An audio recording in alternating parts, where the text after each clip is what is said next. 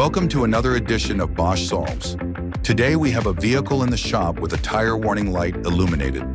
First, we'll run a rapid DTC scan with the ADS 625X Diagnostic Scan Tool. No codes are found. Now to the warning light. We notice on our scan tool that this vehicle has a TSB related to the issue at hand.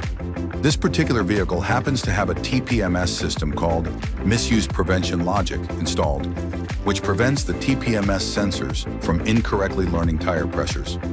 If the tire pressures have been changed one or more times, the tires have been rotated, any tires or wheels have been replaced, the vehicle's battery has been disconnected, or the DSCHU/CM connector has been disconnected for any reason, and the TPMS system hasn't been reset appropriately, the misuse prevention logic system will activate, illuminating the tire warning light.